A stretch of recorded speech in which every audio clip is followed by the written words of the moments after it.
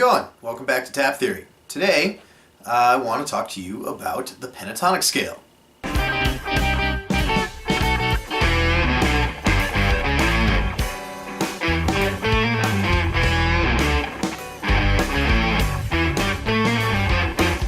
So what is the pentatonic scale?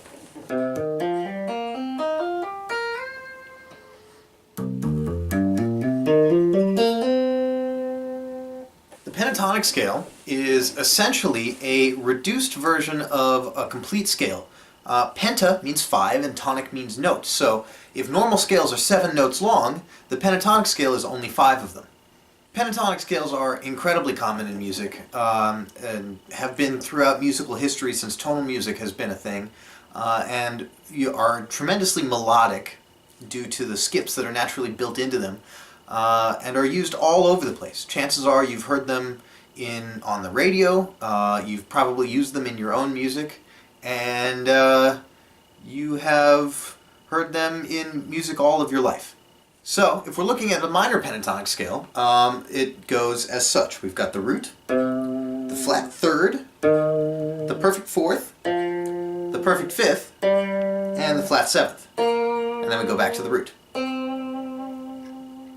And it's just that, repeated over and over and over again, even on the bass side. We've got the root, the flat third, the perfect fourth, the perfect fifth, the flat seventh, and then back to the root.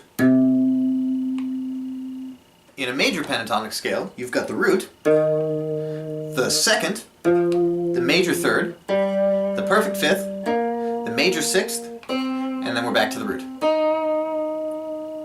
And it's exactly the same on the bass side. Got the root, the second, the major third, the perfect fifth, the major sixth, and the root again.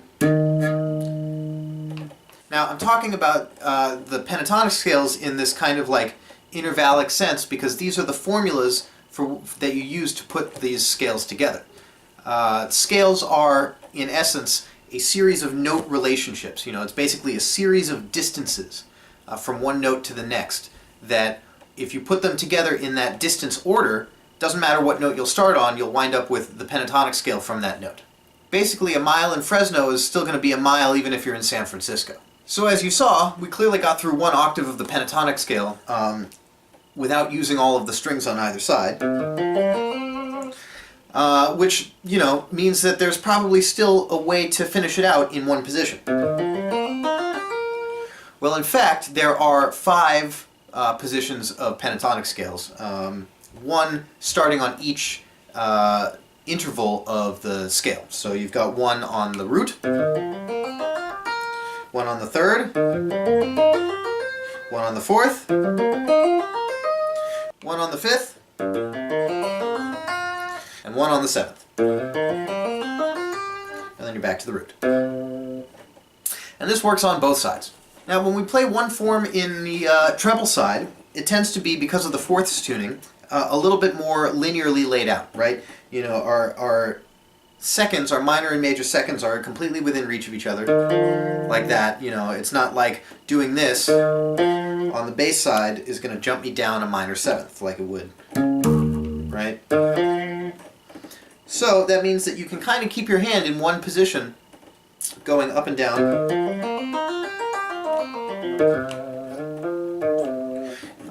your pentatonics like that. It's a much more linear kind of guitar feel to it.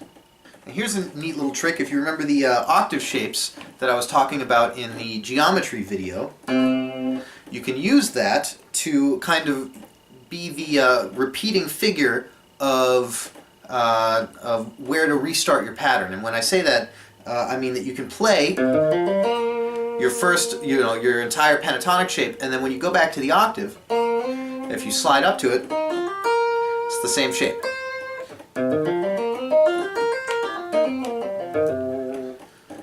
Now on the bass side, it's a little bit different. Because of the fifths tunings, things aren't quite as linearly laid out. So we are either going to be using a half-crossed position, which is both hands on one side, in this case the bass side, or we're going to be jumping around a lot to make it sound a little bit more linear, right?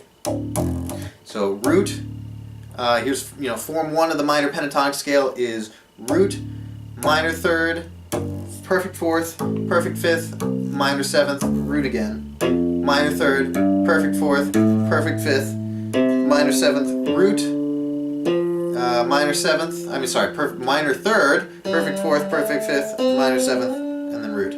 All together, like that. And a neat little trick with the bass side, in a similar kind of fashion of taking advantage of these octave shapes. If you take advantage of the octave shape that comes from jumping from one quadrant to the next, like that, you get these really convenient 2-string, 3 notes per string shapes.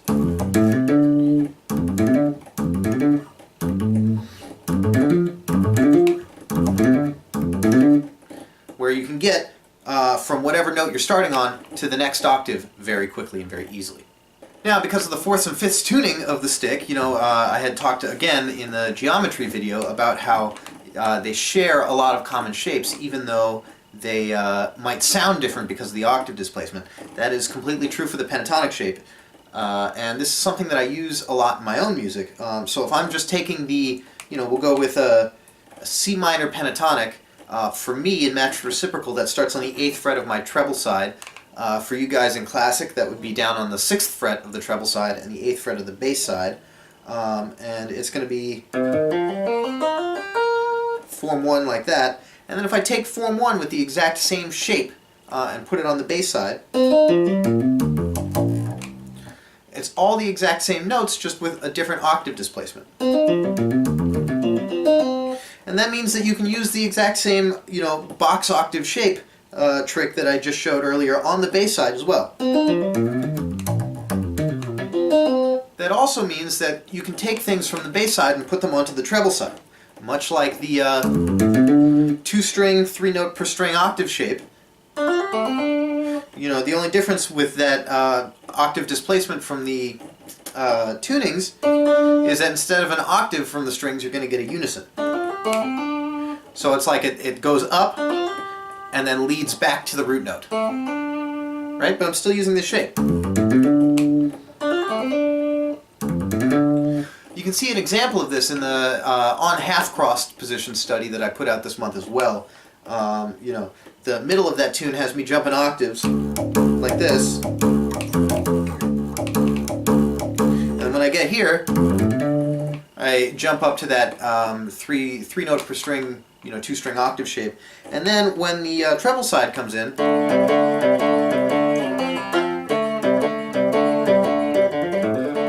I use the exact same shape, just like on the bass side. So I'll lay some of this out in some exercises for you, as usual, and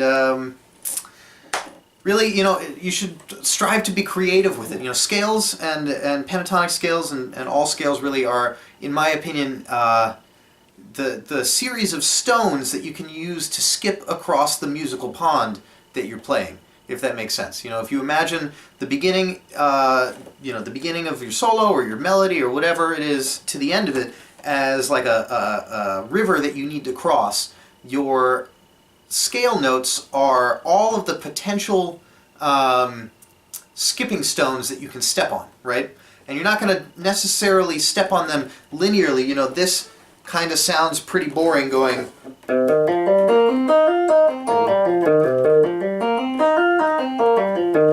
Right, just back and forth like that is not going to make for a very interesting melody or solo. It might work for some harmonic support, but if it's really not the feature of the part, then it's probably going to sound a little lame.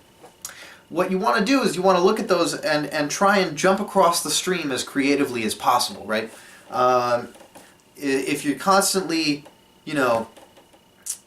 thinking of new ways to get from point A to point B, and looking for interesting pathways through the scale, then you're probably going to never run out of neat things to play. So with that, I hope that was helpful. Give it a shot. Try out some of the exercises. Try out some of the pentatonic scales. Come up with some melodies. Write some comments in the thing. Yell at me. Tell me how much my beard is cool, or maybe you don't like it. I don't really care. It's my beard, and I'm going to keep it on if I want. And with that, thanks for watching. Keep exploring.